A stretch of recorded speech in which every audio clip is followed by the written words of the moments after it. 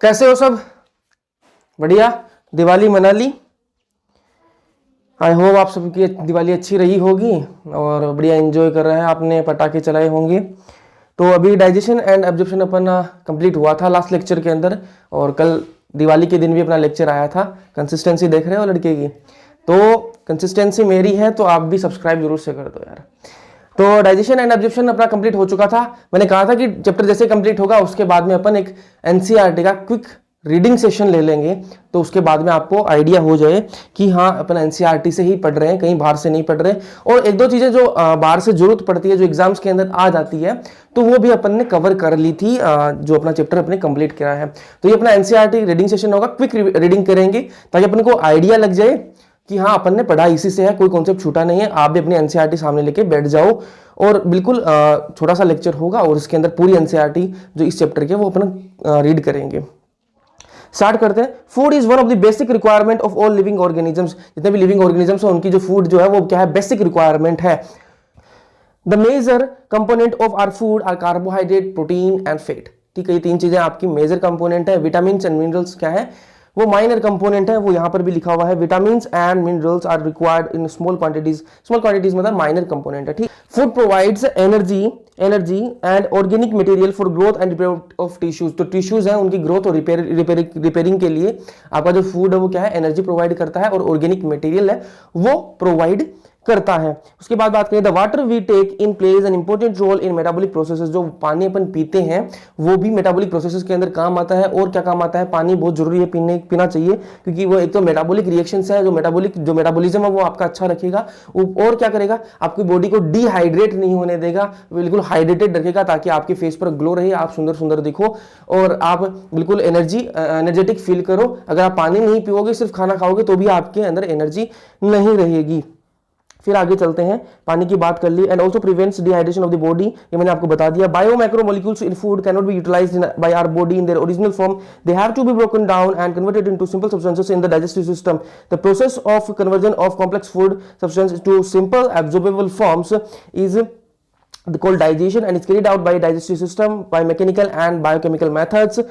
ठीक है, तो ये मैंने आपको फर्स्ट लेक्चर के अंदर ये इंट्रोडक्शन दिया था कि जो आपका जो फूड है ना, फूड है उसको अपन सिंपल फॉर्म में पहले कन्वर्ट करना पड़ेगा। उसको काम में लेने के लिए जो फूड जो है उसको, जैसे आपने खाया है कोई भी, मतलब आपने रोटी खाई है तो रोटी को आप डायरेक्ट काम में नहीं ले सकते, अपना शरीर डायरेक्ट काम में थोड़ा लेगा, उसको पहले क्या सिंपल फॉर्म में कन्वर्ट करेगा और उसके बाद में उसको काम में लिया जाता है। तो यही मैंने आपको बताया था कि डाइजेशन क्या होता है, बायो मैक्रोमोलिक्यूल को सिंपल फॉर्म के अंदर तोड़ना ही क्या होता है, आपका डाइजेशन होता है। ठीक है, कॉम्प्लेक्स फूड सब्सटेंस को सिंपल फूड सब्सटेंसेस के अंदर कन्वर्ट करना ही क्या होता है, डाइजेशन होता है। फिर बात करें डाइजेस्टिव सिस्टम की। देखो क्विक रीडिंग सेशन है तो जल्दी जल्दी अपन पढ़ेंगे। डाइजेस्टिव सिस्टम की बात करें, the human digestive system consist of alimentary canal and the associated gland. देखो डाइजेस्टिव सिस्टम के अंदर क्या क्या होते हैं, मैंने आपको बताया था कि एक एलिमेंट्री कैनाल होती है प्लस आपकी डाइजेस्टिव ग्लैंड होती है। दो चीजें आपकी मिलकर डाइजेस्टिव सिस्टम बनाती हैं, alimentary canal plus digestive gland. अब अपन पहले एलिमेंट्री कैनाल को पढ़ लेंगे, उसके बाद में अपन एक एक डाइजेस्टिव ग्लैंड्स को पढ़ लेंगे ताकि अपनी पूरी डाइजेस्टिव सिस्टम एक बार कंप्लीट हो जाए। जैसे डाइजेस्टिव सिस्टम का अपन को पता लग जाएगा ना कि हाँ डाइजेस्टिव सिस्टम होता क्या है, वो पता लग गया तो फिर अपन डाइजेशन करवा देंगे जल्दी से। एलिमेंट्री कैनाल की बात करें, the alimentary canal begins with an anterior opening the mouth and it opens out posteriorly through the anus। जो एलिमेंट्री कैनाल है वो स्टार्ट कहां से होती है, एंटीरियरली माउथ से स्टार्ट होती है और एंड कहां पर होती है, पोस्टीरियरली एनस। ठीक है, ये ध्यान में रखना, एंटीरियर और पोस्टीरियर ध्यान में रखना। माउथ कहां पर है, एंटीरियर साइड में आपका माउथ प्रेजेंट है और पोस्टीरियर में एनस। ठीक है, the mouth leads to the buccal cavity or oral cavity। the oral cavity has a number of teeth and a muscular tongue। each tooth is embedded in a socket of jawbone। ठीक है, यहां तक मैंने आपको बता दिया था कि जो आपकी जो ओपनिंग कहां से होती है, माउथ पर, और ओपन कहां पर होती है, एनस। ठीक है, अब मैंने आपको बताया था कि आपकी जो बकल केविटी है उसके अंदर, माउथ के अंदर क्या है, बकल केविटी है, फिर ओरल केविटी है, उसके अंदर एक मस्कुलर टंग प्रेजेंट है, ये मैंने आपको बता दिया था। तो वही बातें रिपीट हो रही हैं यार, कोई एक्स्ट्रा चीज नहीं है, वही बातें जो एनसीईआरटी के अंदर थी वही मैंने आपको बताई थी। और जो आपकी जो टूथ है ना वो एम्बेडेड है, मैंने आपको बताया था ना कि सॉकेट के अंदर एम्बेडेड है, तो वो जो बोन के अंदर आपके टूथ जो है वो एम्बेडेड है। Each tooth is embedded in a socket of jawbone। This type of attachment is called thecodont। Majority of mammals, including human beings, form two sets of teeth during their life: a set of temporary or milk or deciduous teeth replaced by a set of permanent or adult teeth। ठीक है, मैंने आपको बताया था कि जो आपकी जो बोन के अंदर जो सॉकेट के अंदर एम्बेडेड है उसको क्या बोले हैं, थीकोडोंट बोलते हैं। ऐसे टाइप के डेंटिशन को क्या बोलते हैं, थीकोडोंट बोलते हैं। जो दांत सॉकेट, जो बोन के सॉकेट के अंदर एम्बेडेड होगा उसको क्या कहा जाता है, थीकोडोंट कहा जाता है। उस ऐसे इस टाइप के डेंटिशन को क्या कहा जाता है, थीकोडोंट कहा जाता है। ये मैंने आपको बता दिया था। और ह्यूमंस के अंदर क्या होता है, दो बार दांत आते हैं, दो टाइप के दांत आते हैं। पहले आते हैं मिल्क टीथ, जिनको डेसिडुअस टीथ भी कहा जाता है, और उसके उनके बाद में क्या आते हैं, अडल्ट टीथ या फिर परमानेंट टीथ। ठीक है, तो ये जो है दो टाइप के दांत आते हैं, इसलिए इनको क्या कहा जाता है, डाइफायोडोंट डेंटिशन। तो ह्यूमंस के अंदर एक तो मैंने आपको बता दिया कि थीकोडोंट डेंटिशन होता है, एक डाइफायोडोंट डेंटिशन होता है। थीकोडोंट का मतलब कि आपके जो दांत है वो जो के अंदर एम्बेडेड है, इसलिए इसको थीकोडोंट कहा गया है। और जो आपके दांत है वो दो बार आते हैं, एक बार मिल्क टीथ और एक बार डेसिडुअस टीथ आते हैं। मतलब मिल्क टीथ और डेसिडुअस टीथ एक चीज होती है, और एक परमानेंट और एडल्ट टीथ आते हैं। ठीक है, तो दो टाइप के दांत आते हैं, इसलिए इनको डाइफायोडोंट डेंटिशन कहा गया है। This type of dentition is called diphyodont. दो बार आएंगे इसलिए डाई मतलब दो बार, इसलिए डाइफायोडोंट डेंटिशन कहा गया है। ठीक है, an adult human, just a minute, next page पे जंप करते हैं,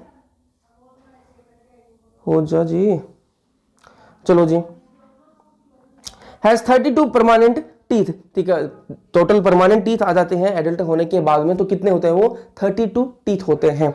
ठीक है जी, आर ऑफ 4 टाइप्स, 4 तरह के दांत होते हैं, वो आप सबको पता है, 8th क्लास से आप पढ़ते आ रहे हो। कौन कौन से होते हैं, incisor, canine, premolar and molar. ठीक है, तो ये आप बचपन से पढ़ते रहे हो, 8th क्लास में नहीं, ये 5th 4th क्लास के अंदर ही बता देते हैं। इंसाइजर, केनाइन, आपके प्रीमोलर और मोलर, ये 4 टाइप के दांत होते हैं। एक तरह के दांत होते हैं तो इनको कहते थे अपन क्या, होमोडोंट बोल देते हैं। ठीक है, लेकिन अलग अलग टाइप के दांत हैं। ठीक है, चारों अलग अलग टाइप के दांत है, इसलिए इनको क्या कहा गया है, हेटेरोडोंट डेंटिशन कहा गया है। तो ह्यूमंस के अंदर मैंने आपको बता दिया कितने टाइप के डेंटिशन, मैंने आपको बता दी 3 टाइप के डेंटिशन।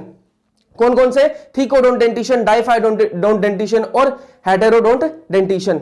ठीक है, थीकोडोंट के अंदर क्या होता है, आपके जो दांत है वो जो के अंदर एम्बेडेड है, इसलिए इनको थीकोडोंट डेंटिशन कहा गया है। डाइफायोडोंट, दो बार दांत आते हैं आपके, एक बार मिल्क टीथ एक बार परमानेंट टीथ, इसलिए डाइफायोडोंट डेंटिशन। और हेटेरोडोंट डेंटिशन क्यों कहा गया है, क्योंकि 4 प्रकार के दांत है, इंसाइजर, केनाइन, प्रीमोलर और मोलर। ठीक है, इनके बता दिए, incisor, canine, premolar and molars. Arrangement of teeth in each half of the upper jaw in the order IC, PM and M is represented by the dental formula in human। ये मैंने आपको dental formula मैंने आपको अच्छे से बताया था, अगर आपने लेक्चर देखे हैं तो आपको पता होगा, मैंने आपको डेंटल फॉर्मूला बहुत अच्छे से बताए थे। कैसे बताए थे कि मेरा ये मेरा पूरा जो है, ठीक है, ये मेरा पूरा जो है, इसको मैंने ऐसे डिवाइड कर दूं, मैं इसको ऐसे डिवाइड कर दूं बीच में से, तो क्या आएगा, ये जो ऊपर वाला जो है ना, ऊपर वाला जो, इसको मैं बीच से डिवाइड कर दूं, इस हाफ को अलग रख दूं, लेफ्ट को अलग और राइट को अलग रख दूं, तो फिर मेरे लेफ्ट हाफ के अंदर कितना आएगा वो मैं अगर निकाल लूं तो एग्जैक्ट वही मेरा राइट कहां आएगा, राइट हाफ के अंदर आएगा। ठीक है, लेफ्ट हाफ के अंदर जो अपर हाफ है उसके अंदर जितना आएगा ना, वही कितना आएगा मेरे राइट हाफ के अंदर आएगा।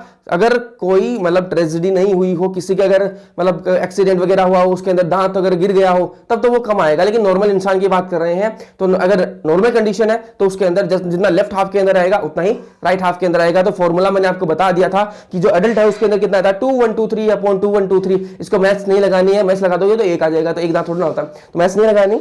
और 2123 इसको इंटू कर देंगे अपन 2 से, क्योंकि एक हाफ का निकालना है, तो दूसरी हाफ का भी इतना आएगा, तो इंटू 2 कर देंगे तो आपका आंसर आ जाएगा, और आंसर क्या आएगा 32 आएगा। मैंने आपको लेक्चर के अंदर अच्छे से बता दिया था। तो अगर आपको डेंटल फॉर्मूला अच्छे से समझना है तो लेक्चर आप जरूर से देख लीजिएगा। एक बार आपको बता दूं, एक क्वेश्चन ऐसा आता है कि अगर मैंने आपको इन्फेंट का बता दिया था कि बच्चे के अंदर कितने, तो इन्फेंट नहीं बोल सकते उसको, मतलब छोटे जो बच्चे हैं 5-6 साल के बच्चे हैं, उनके अंदर कितना होता है, जो मिल्क टीथ है वो कितने होते हैं, वो मैंने आपको बता दी थी कि 20 होते हैं उनके अंदर। और एडल्ट के अंदर परमानेंट टीथ होते हैं, सारे आ जाते हैं, तो उस टाइम में 32 टीथ होते हैं। लेकिन कोई 16 ईयर ओल्ड है, कोई 16 साल का बच्चा है, 16 साल का बच्चा तो नहीं बोल सकते, 16 साल का है कोई भी, कोई बच्चा है, बच्चा ही मान लो, तो 16 साल का बच्चा है, तो उसके अंदर कितने दांत होते हैं, ये क्वेश्चन आ जाए तो कितने दांत होते हैं उसके अंदर। उसके अंदर एक तो विजडम टीथ नहीं आया हुआ होता है, ठीक है, तो विजडम टीथ नहीं है तो वो कम हो गए, तो उसके अंदर 28 टीथ देखने के लिए मिलते हैं, 28 टीथ देखने के लिए मिलते हैं, वो मैं आपको उसका फॉर्मूला बता दूंगा। The hard chewing surface of teeth, teeth का जो हार्ड चिविंग सरफेस है मैंने आपको बताया था, इनेमल बता दिया था मैंने आपको, इनेमल होता है, made up of enamel, helps in the mastication of food, food का जो मैस्टिकेशन है उसके अंदर वो हेल्प करता है। एक मिनट, तो ये मैंने आपको बता दिया कि तो आपका जो एनिमल है वो दांत को कवर करके रखता है और वो हार्डेस्ट सब्सटेंस है, और ये किसमें मैस्टिकेशन के अंदर हेल्प करता है। मैस्टिकेशन मतलब आप जब खाना खाते हो चबाते हो उसको मैस्टिकेशन बोलते हैं। The tongue is a freely movable muscular organ attached to the floor of the oral cavity by the frenulum। ठीक है, आपकी जो टंग है वो क्या है, मस्कुलर है और फ्रीली मूव करती रहती है, तभी आप बोल पा रहे हो, मैं बोल पा रहा हूं, तो किसकी वजह से, क्योंकि मेरी जो टीथ, जो मेरी टंग है वो फ्रीली मूव कर रही है। ठीक है, उस पर जो मतलब ये नहीं कि वो एकदम स्टिफ नहीं है, वो फ्रीली मूव कर रही है, फ्लेक्सिबल है। और जो जीभ है ना वो अटैच कहां हो रही है, oral of the floor of the oral cavity. Oral cavity का जो फ्लोर है ना, जो फर्श है वहां से वो अटैच्ड है। और किससे अटैच्ड है, आप अपनी जीभ को ऐसे ऊपर करके देखना, जैसे साउथ वाली फिल्मों में करते हैं ना, वो उनको गुस्सा आता है तब, तो वैसे आप अपनी जीभ को ऊपर करके देखो और उस टाइम पे आपको क्या दिखेगा, एक स्ट्रक्चर सा दिखाई देगा, जिससे वो आपकी जो जीभ है वो अटैच्ड है, उसको क्या बोलते हैं, फ्रेनुलम बोलते हैं। The oral cavity leads into एक लाइन छूट के, the upper surface of the tongue has small projections called papillae, some of which bear taste buds. तो मैंने आपको बताया था, जो मैंने ओरल कैविटी करवाई थी उस लेक्चर के अंदर मैंने अच्छे से बता दिया कि जो आपकी जो टंग होती है, टंग उसके ऊपर, उसके टंग के ऊपर स्मॉल स्मॉल प्रोजेक्शन से है, आप देख भी सकते हो शीशे के अंदर, मतलब जो आपका मिरर है उसके अंदर देख सकते हो। अपनी जीभ को बाहर निकाल के देखना, आपकी जो जीभ है ना वो एकदम से स्मूथ नहीं है, उस पर आप ध्यान से देखोगे तो छोटे छोटे उस पर प्रोजेक्शन है, उन प्रोजेक्शन को क्या कहा जाता है, पेपिली कहा जाता है। और उनमें से कुछ पेपिली पर क्या प्रेजेंट है, टेस्ट बड्स प्रेजेंट है। उनमें से कुछ पेपिली पर क्या प्रेजेंट है, टेस्ट बड्स प्रेजेंट है। और टेस्ट बड्स क्या बताते हैं अपन को, टेस्ट बताते हैं कि खाने का स्वाद कैसा है, वो कहां से पता लगता है, हाँ वो बताते हैं ना कि हाँ मोम के जो हाथों में है वो कि खानों का, वो खाने का जो टेस्ट है वो अलग आता है मम्मी के हाथ के खाने का, तो वो कहां से पता लगता है आपको, वो आज हमने पिज्जा खा लिया उसका टेस्ट अलग आ गया, तो वो टेस्ट बड से पता लगता है। तो इसको एक सीक्वेंस आप याद रखना कि टंग के ऊपर टेस्ट बड नहीं होते, टंग के ऊपर पेपिली होते हैं, और पेपिली के ऊपर क्या होते हैं, टेस्ट बड्स प्रेजेंट होते हैं। कौन सा टेस्ट बड किस काम आता है, कहां प्रेजेंट होता है, ये सारी मैंने अच्छे से बता दिया है, तो वो आप वहां से देख लीजिएगा, ये सिर्फ रीडिंग सेशन है। फिर बात करते हैं oral cavity leads into short pharynx which serves as a common passage for food and air. आपका जब ओरल कैविटी है वो अब कहां जाएगी, वो जाती है कहां पर, शॉर्ट फेरिंक्स। ओरल कैविटी के बाद में फेरिंक्स आता है। फेरिंक्स क्या है, कॉमन पैसेज है, वहां पर नेजल कैविटी जो है, नेजल जो चेंबर है वो भी वहीं ओपन होगा फेरिंक्स के अंदर, और वहीं आपकी ओरल कैविटी ओपन होगी फेरिंक्स के अंदर। तो फेरिंक्स क्या है, कॉमन पैसेज हो गया ना, फूड और एयर के लिए कॉमन पैसेज हो गया आपका pharynx. The esophagus and the trachea windpipe opens into pharynx। अब जो pharynx के बाद में क्या आएगा, एक दो पाइप निकलेंगी, मैंने आपको बता दिया था कि pharynx है वो एक पाइप हो गया, कॉमन पाइप हो गया। अब उससे दो पाइप निकलेंगी, एक का नाम होगा esophagus और एक का नाम होगा ट्रेकिया। ट्रेकिया में क्या काम करेगा, वो लंग्स से जुड़ा हुआ होगा, तो वहां पर हवा का काम रहेगा, एयर जाएगी। और जो esophagus है वो स्टोमक से कनेक्ट होगा, तो वहां पर आपका खाना जाएगा। ठीक है, दोनों अलग अलग है। अब जो ओपनिंग है ना, ट्रेकिया की जो ओपनिंग है उसको क्या बोलते हैं, उसको बोलते हैं ग्लोटिस बोलते हैं। और जो ट्रेकिया की जो ग्लोटिस है, जो ओपनिंग ग्लोटिस है, उसको कवर करके रखता है ईपीग्लोटिस, जो कि कार्टिलेजिनस फ्लैप है, जो कवर करके रखता है ताकि खाना ट्रेकिया के अंदर ना चला जाए। क्योंकि फेरिंक्स जो है वो एक कॉमन पाइप है, तो खाना भी उसमें आएगा, उसमें एयर भी आएगी। लेकिन अब खाने को जाना कहां है, ईसोफेगस के अंदर, और वो अगर चला गया ट्रेकिया के अंदर तो दिक्कत हो जाएगी, लंग्स के अंदर खाना चला जाएगा तो वो तो दिक्कत हो जाएगी। तो इसलिए क्या ईपीग्लोटिस लगा रखा है, एक कवर लगा रखा है। जैसे ही आप खाना खाओगे और ऐसे डिग्लूटेशन करोगे तो उस टाइम पे क्या होगा, आपकी जो फ्लैप है, जो ईपीग्लोटिस है, वो कवर कर लेगी ट्रेकिया को। आपका खाना है वो ईसोफेगस के अंदर चला जाएगा, तो कोई दिक्कत नहीं होगी। तो मैंने आपको बताया भी था, अगर आप खाना खाते टाइम बोल रहे हो तो उस टाइम पे क्या होता है, आपकी हवा निकलती होती, अब जब बोलते हो तो अंदर से हवा निकलती रहती है, क्योंकि वाइब्रेशंस बनती है, तो उस हवा की जरूरत होती है, तो बाहर एयर का फ्लो चलता रहता है मुंह के द्वारा। तो उस टाइम पे आपका जो ईपीग्लोटिस है वो ओपन रहता है, उस टाइम पे ईपीग्लोटिस आपका ओपन रहता है, और आप साथ में खाना भी खा रहे हो और बोल भी रहे हो, तो ईपीग्लोटिस कंफ्यूज हो जाता है कि यार ये बोल रहा है कि खा रहा है, तो मैं आप यहां से हवा निकाल लूं कि इसको बंद करूं खाने के लिए। तो वो एक काम करता है कि हाँ मैं कुछ नहीं कर रहा, मैं तो ऐसे खड़ा हो जाऊंगा, तो वो बंद होता और ना खुलता। तो उस टाइम पे क्या होता है, वो खुला रह जाता है, और आपकी जो खाना है वो आपके ट्रेकिया के अंदर जाने लग जाता है। जैसे ट्रेकिया के अंदर जाएगा तो आपको मिर्ची लगती है अच्छी वाली, और आपको खांसी आने स्टार्ट हो जाती है। तो इसलिए खाना खाते टाइम बोले ना, सिर्फ रील्स देख सकते हो आप, ठीक है। फिर बात करें आगे, a cartilaginous flap called epiglottis prevents the entry of food into the glottis opening of the windpipe, मैंने आपको बता दिया। और जो आपकी जो ईसोफेगस की जो ओपनिंग होती है उसको गलट बोलते हैं, और ट्रेकिया की ओपनिंग को क्या बोलते हैं, ग्लोटिस बोलते हैं। ड्यूरिंग स्वेलोविंग मैंने आपको बताया स्वेलोविंग डिग्लूटेशन, उस टाइम पे आपके कवर कर लेता है। The esophagus is a thin long tube which extends posteriorly passing through a neck, thorax and diaphragm. Neck यहां से फिर थोरेक्स और फिर डायफ्राम के अंदर से क्या जाएगी आपकी, वो जाएगी इसोफेगस। और क्या है, ये थिन है, लॉन्ग है, ट्यूब है, ठीक है। And leads to J shaped, just a minute, and leads to J shaped bag like structure, जो कहां जाती है फिर, ये J shaped bag like structure के अंदर जाती है। और J shaped bag like structure कौन सा है आपका, सबको पता है, आपका स्टमक आपका जे शेप का स्ट्रक्चर होता है, ठीक है जी। Like structure called stomach, stomach के अंदर आपकी जो इसोफेगस है, मैंने आपको बताया था कि इसोफेगस है वो कहां कनेक्ट होती है, आपके स्टमक से कनेक्ट होती है। और जहां पर आपकी इसोफेगस और जो स्टमक कनेक्ट होते हैं, यहां पर एक स्फिंक्टर प्रेजेंट होता है, स्फिंक्टर का नाम है कार्डिक स्फिंक्टर। इसोफेगस और आपका स्टोमक जहां पर कनेक्ट होता है, वहां पर एक स्फिंक्टर लगा हुआ है, स्फिंक्टर का मतलब एक गेट लगा हुआ है, एक वोल्व लगा हुआ है, और वो जो है वो वोल्व है, उसका नाम क्या है, उसका नाम होता है कार्डियक स्फिंक्टर। और जो कार्डियक स्फिंक्टर वो किस काम आता है, वो काम आता है कि आपका खाना एक बार पेट के अंदर चला गया तो वापस वो बाहर निकल के ना आ जाए, इसलिए वो वहां पर स्फिंक्टर लगा हुआ है। वोमिट वाली कंडीशन जब होती है, जब आप बोलोगे कि उल्टी के अंदर तो बाहर आ जाता है स्टमक का कंटेंट, तब उस टाइम पे वो खुल जाता है, आपका जो स्फिंक्टर है वो काम करना बंद कर देता है और उस टाइम पे वो खुल जाता है, इसलिए वो बैक फ्लो होता है। और बैक फ्लो होता है ना, तब भी वो इतने आसानी से नहीं होता। जब वोमिट होती है उस टाइम पे आपको कितनी दिक्कत होती है ना, एकदम से ऐसा थोड़ा ना कि हाँ कितने मजा आ रहा है यार, वोमिट हो रही है, बहुत मजा आ रहा है, उस टाइम पे कितना दिक्कत हो रहा है, क्योंकि वो बैक फ्लो हो रहा है, इसलिए वो दिक्कत होती है। चलो अब आगे चलते हैं। A muscular sphincter gastro oesophageal, इसको कहा गया है गैस्ट्रो इसोफेजियल, किसको कहा गया है, स्फिंक्टर को। गैस्ट्रो इसोफेजियल स्फिंक्टर किसको कहा गया, कार्डियक स्फिंक्टर जो मैं बता रहा हूं उसी को गैस्ट्रो इसोफेजियल स्फिंक्टर कहा गया है। Regulates the opening of esophagus into the stomach. The stomach located into the upper left side के अंदर, upper left, ठीक है, upper लेफ्ट साइड के अंदर आपके upper left portion of the abdominal cavity, abdominal cavity की अपर लेफ्ट पोर्शन के अंदर आपका स्टमक प्रेजेंट होता है, ठीक है। Has 4 major parts, 4 major part है। कौन सा पार्ट है इनके अंदर, कार्डियक है, एक फंडस है, और आपका एक बॉडी है, और एक पाइलोरिक रीजन है।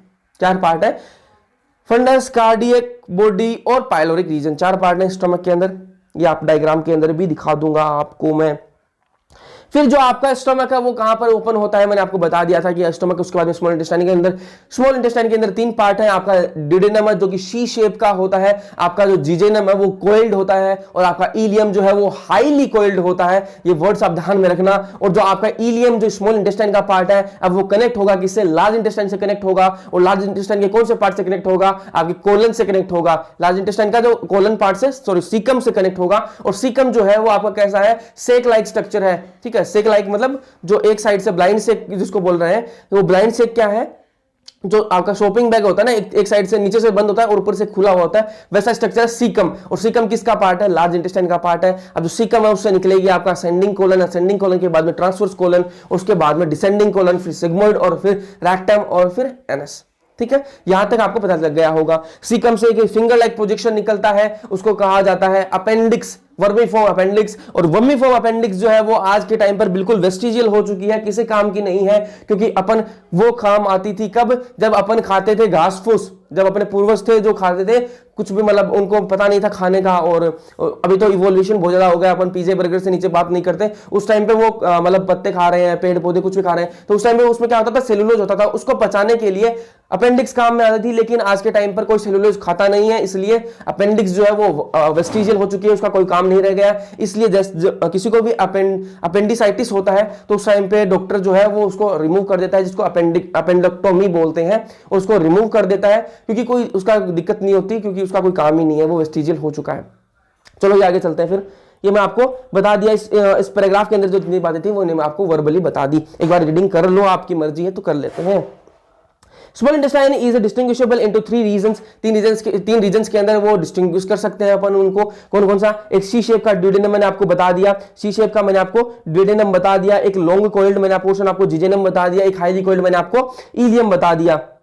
उसके बाद में जो इलियम है वो लार्ज इंटेस्टाइन के अंदर ओपन होता है, it consist of caecum, large intestine के अंदर सीकम, कोलन और रेक्टम, और फिर एनस, ठीक है, colon and rectum. Caecum is small blind sac मैंने आपको बता दिया, which host some symbiotic organism. अब जो सीकम है वो कुछ सिम्बायोटिक ऑर्गेनिजम्स को भी होस्ट करता है, microorganism. A narrow finger-like tubular projection, the vermiform appendix, which is a vestigial organ, arises from the cecum. The cecum opens out into the colon. The colon is divided into 4 parts: ascending, a transverse, a descending part, and a sigmoid colon. The descending part opens into the rectum, which opens out through the anus. ये सारी बातें मैंने आपको बता दी कि भैया आपका जो स्मॉल इंटेस्टाइन का जो पार्ट है इलियम जो कि हाईली कोइल्ड है वो सीकम से कनेक्ट होता है जो कि लार्ज इंटेस्टाइन का पार्ट है, और जो सीकम है वो स्मॉल ब्लाइंड से स्ट्रक्चर है जो कि थैले जैसा दिखता है आपको।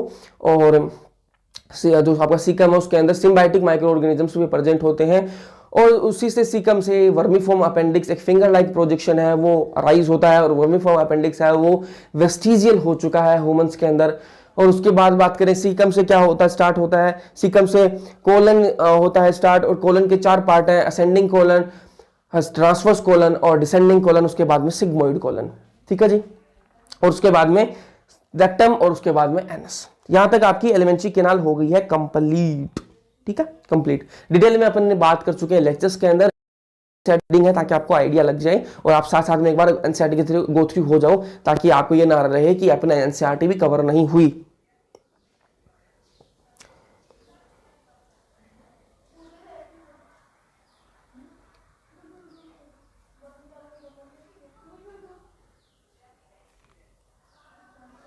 ठीक है जी, फिर आगे अपन चलते हैं। अब बात कर लेते हैं अपन हिस्टोलॉजी की, हिस्टोलॉजी ऑफ गट की। जो गट की हिस्टोलॉजी मैंने आपको बताई थी, अलग से टॉपिक मैंने पूरा बताया था आपको, वो एनसीईआरटी के अंदर क्या है वो देख लेते हैं। The wall of alimentary canal from oesophagus to rectum possesses 4 layer, 4 layer मैंने आपको बताई थी। कौन कौन सी बताई थी? सीरोसा, मस्कुलरिस, सबम्यूकोसा और म्यूकोसा, ठीक है। namely serosa, muscularis and submucosa and mucosa. Serosa is the outermost layer, बाहर की लेयर मैंने आपको serosa बताई थी, और serosa के अंदर मैंने आपको क्या बताया था, ये आप एनसीईआरटी देख लो, मैं आपको वर्बली बता देता हूं कि जो serosa है ना उसके अंदर क्या मैंने आपको बताया था कि वो बाहर की लेयर है, और उसके अंदर क्या किससे बनी हुई होती है, वो मेसोथीलियम से बनी हुई होती है प्लस कनेक्टिव टिश्यू। मेसोथीलियम क्या होता है आपका, इपिथीलियम ही होता है, लेकिन जो विसरल ऑर्गन्स का जो अंदर किसके ऑर्गन्स है उनका इपिथीलियम होता है, उसको क्या कहा जाता है, उसको मेसोथीलियम कहा जाता है। यहां तक बात हो गई। Epithelium of visceral organs with some connective tissue. The muscularis is formed by smooth muscles usually arranged into inner circular and outer longitudinal layer. ठीक है, मस्कुलरिस जो है वो स्मूथ मसल से बना हुआ है, और उसके अंदर जो आउटर है वो कैसे हैं, लॉन्गिट्यूडनल है, और जो इनर है वो कैसी हैं, सर्कुलर है। और ये तो होगी आपकी नॉर्मल, ठीक है, लेकिन एक ओब्लिक मसल लेयर भी प्रेजेंट होती है दोनों वहां पर, वो जो है वो कहां पर प्रेजेंट होती है, सिर्फ और स्टोमक के अंदर आपकी ओब्लिक मसल लेयर भी पाई जाती है। एंड ओब्लिक मसल लेयर में भी प्रेजेंट इन सम रीजंस, कुछ रीजंस के अंदर आपकी ओब्लिक मसल लेयर भी पाई जाती है। अब ये रीजंस नहीं लिखे आपकी एनसीईआरटी ने, तो मैं आपको रीजन बता देता हूं कि ओब्लिक मसल लेयर कहां प्रेजेंट होती है। ओब्लिक मसल लेयर आपकी स्टमक के अंदर प्रेजेंट होती है। क्वेश्चन आ सकता है भैया इसमें रीजन नहीं दे रखा, सम रीजन लिख के छोड़ दिया, लेकिन वो रीजन आपका स्टमक होता है। The submucosal layer is formed by loose connective tissue containing nerves. जो submucosal layer है वो किससे बनती है, loose connective tissue से बनती है। उसके अंदर क्या है, nerves प्रेजेंट है, उसके अंदर ब्लड और लिम्फ वेसल्स प्रेजेंट है, ठीक है। ये मैंने आपको बात कर ली सबम्यूकोसा की। अब बात करें ड्यूडेनम की। सबम्यूकोसा के अंदर एक ग्लैंड प्रेजेंट है, बाकी सारी ग्लैंड कहां प्रेजेंट होंगी, म्यूकोसा के अंदर, लेकिन एक ग्लैंड है वो कहां प्रेजेंट है, वो ड्यूडेनम के अंदर प्रेजेंट है, और ड्यूडेनम के अंदर भी कहां, सब म्यूकोसा के अंदर प्रेजेंट है। बाकी सारी जितने भी ग्लैंड है वो कहां प्रेजेंट होंगी, वो प्रेजेंट होंगी आपके म्यूकोसा के अंदर, लेकिन एक जो ग्लैंड है वो कहां प्रेजेंट है, सब म्यूकोसा के अंदर। और सब म्यूकोसा भी किसका, ड्यूडेनम का, जो सी शेप का मैंने आपको बताया था स्मॉल इंटेस्टाइन का पार्ट है, वहां पर प्रेजेंट है। और उस ग्लैंड का नाम है ब्रूनर्स ग्लैंड। क्या नाम है, ब्रूनर्स ग्लैंड प्रेजेंट है। कहां प्रेजेंट है, सब म्यूकोसा के अंदर। ध्यान में रखना, क्वेश्चन आ सकता है ब्रूनर्स ग्लैंड कहां प्रेजेंट है, सब म्यूकोसा के अंदर, या ऐसे पूछ सकता है सब म्यूकोसा के अंदर कौन सी ग्लैंड प्रेजेंट होती है, तो आपकी ब्रूनर्स ग्लैंड प्रेजेंट होती है। ड्यूडेनम के अंदर कौन सी ग्लैंड प्रेजेंट होती है, वो आपकी ब्रूनर्स ग्लैंड प्रेजेंट होती है। In duodenum glands are also present in submucosa. अब ये ग्लैंड कौन सी है, ब्रूनर्स ग्लैंड है। The innermost layer lining the lumen of the alimentary canal is the mucosa. जो अंदर की लेयर मैंने आपको बता दी वो कौन सी है, म्यूकोसा लेयर है। This layer forms irregular folds rugae in the stomach. Stomach के अंदर क्या बनाती है, रियोगे बनाती है। एक मैंने आपको बताया था कहां पर, आपको मैंने ओरल कैविटी के अंदर रियोगे बताया था, अगर आपने वो लेक्चर्स देखे तो आपको पता होगा। और स्टमक के अंदर भी रियोगे बनाती है। कौन बनाती है, रियोगे क्या है, इरेगुलर फोल्ड्स है, उनको रियोगे कहा गया है। और ये कौन बनाती है, आपकी म्यूकोसा बनाती है, ठीक है जी। In the stomach small finger like foldings called villi in the small intestine. और स्मॉल इंटेस्टाइन के अंदर क्या करती है, एक फिंगर लाइक प्रोजेक्शंस बनाती है। फिंगर लाइक प्रोजेक्शन का मतलब क्या है, फिंगर लाइक प्रोजेक्शंस का मतलब ये है कि वो विलाई बनाती है, ऐसे फिंगर जैसा, ठीक है, ऐसे फिंगर जैसी प्रोजेक्शंस बनाती है। और ये क्या है, इनको क्या बोलते हैं, विलाई बोलते हैं। और ये प्रेजेंट कहां होती है, स्मॉल इंटेस्टाइन के अंदर बनाती है। स्टमक के अंदर म्यूकोसा जो है वो रियोगे बनाती है, लेकिन स्मॉल इंटेस्टाइन के अंदर वो फिंगर लाइक प्रोजेक्शन बनाती है, जिनको कहा गया है क्या, विलाई कहा गया है जी। ठीक है। The cell lining the villi produce numerous microscopic cells, और वो माइक्रोस्कोपिक जो सेल्स है ना वो क्या है आपकी माइक्रोविलाई कहा गया है।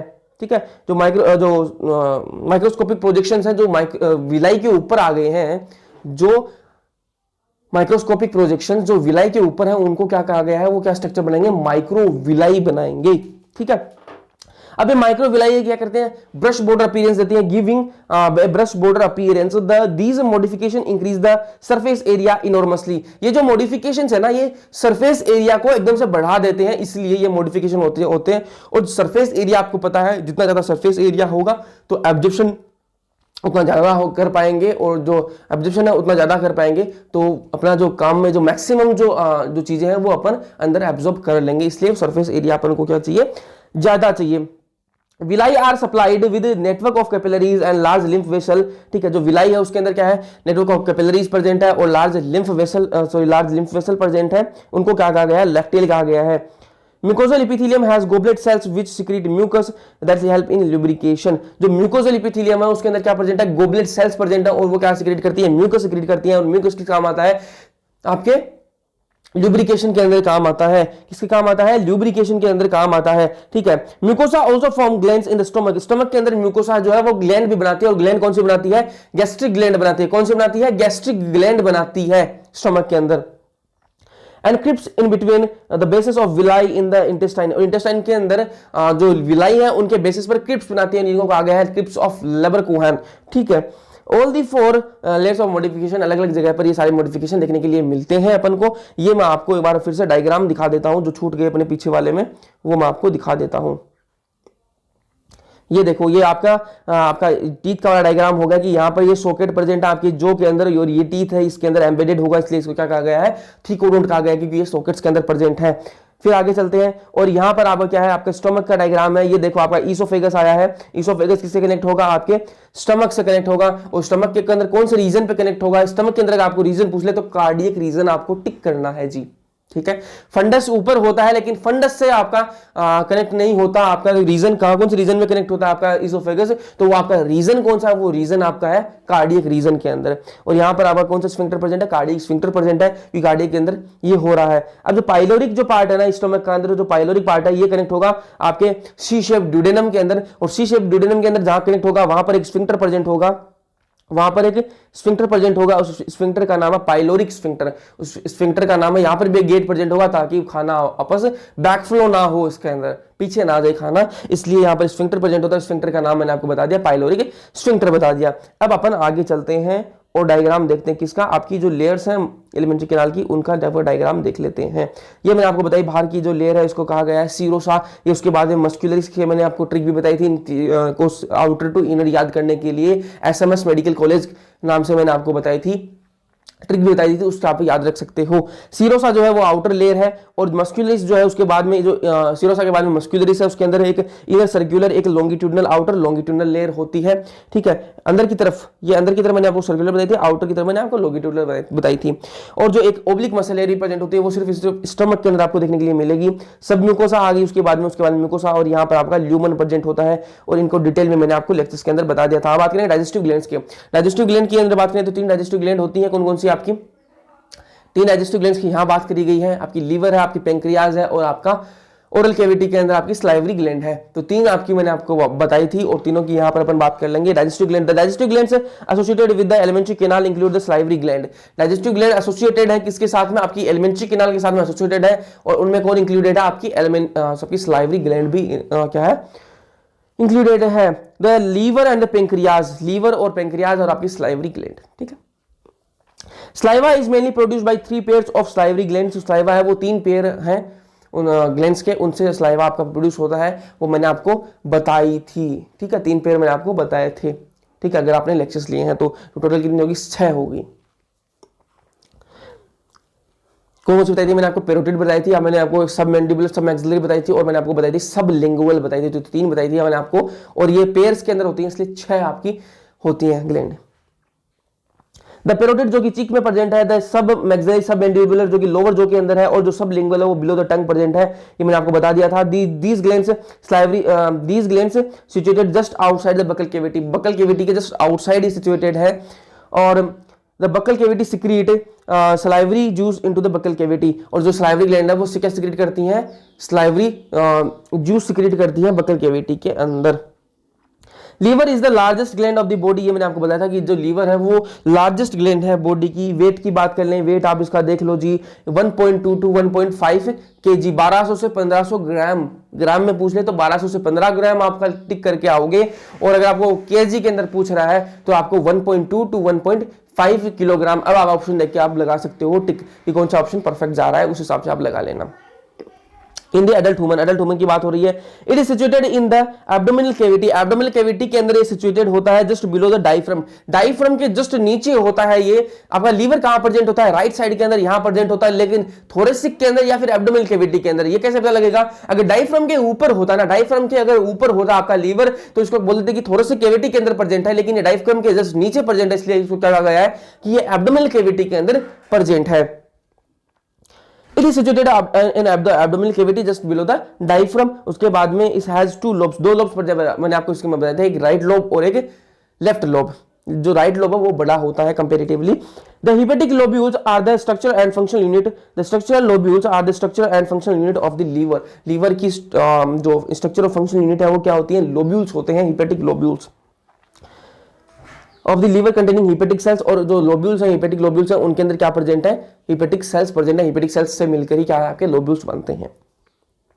इन the form of cords, cords की फॉर्म में ईच लोब्यूल है is covered by thin connective tissue sheath called Glisson's capsule. अब जो लोब्यूल्स है वो कवर्ड किससे होते हैं, ग्लीसन्स कैप्सूल से कवर्ड होते हैं। ये बातें भी मैंने आपको बताई थी, तो अभी तक एक भी लाइन मुझे ऐसी नहीं लगी जो मैंने आपको लेक्चर्स के अंदर नहीं बताई है।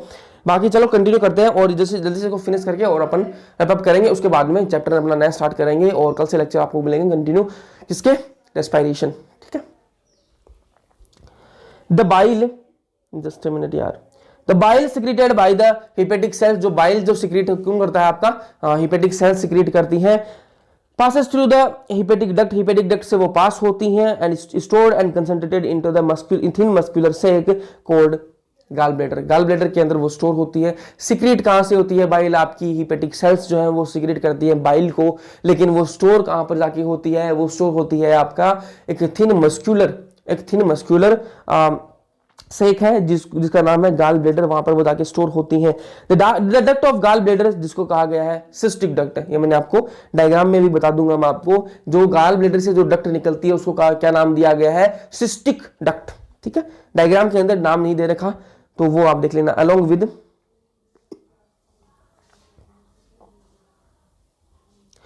The hepatic duct, hepatic duct के साथ में सिस्टिक डक्ट मिलकर क्या बना लेगी, कॉमन बाइल डक्ट बना लेगी। कॉमन क्या बना लेगी, कॉमन हिपेटिक डक्ट या फिर कॉमन बाइल डक्ट।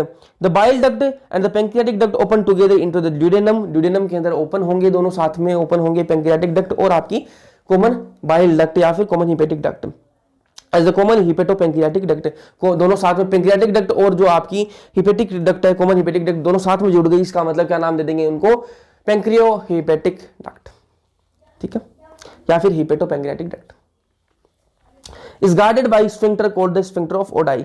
यहां पर मैंने आपको बताया था उस टाइम पे भी कि यहां पर जो ड्यूडेनम के अंदर जो वहां पर ओपन होती है वहां पर एक स्फिंक्टर प्रेजेंट होता है, उसका नाम होता है sphincter of ODI.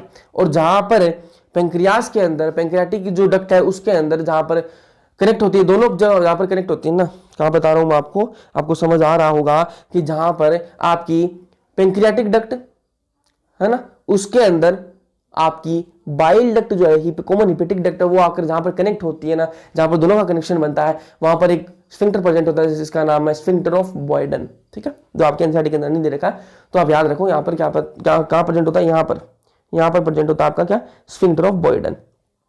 The pancreas is compound both exocrine and endocrine, दोनों है इसके अंदर, एक्सोक्राइन भी पोर्शन भी है, एंडोक्राइन भी पोर्शन भी है, इसलिए इसको हेटेरोक्राइन ग्लैंड भी कहा गया है और एक कंपाउंड है। ठीक है, elongated organ situated into the limbs of the C-shaped duodenum, तो C-shaped duodenum है उसके बीच में यहाँ पर प्रेजेंट है, लिम्स मतलब ऐसे ये C-shaped duodenum है और यहाँ पर आपका पेंक्रियाज ऐसे प्रेजेंट है। ठीक है, तो उसके लिम्स के अंदर प्रेजेंट है। The exocrine portion secrete alkaline pancreatic juice containing enzymes and the endocrine portion secrete hormone insulin and glucagon।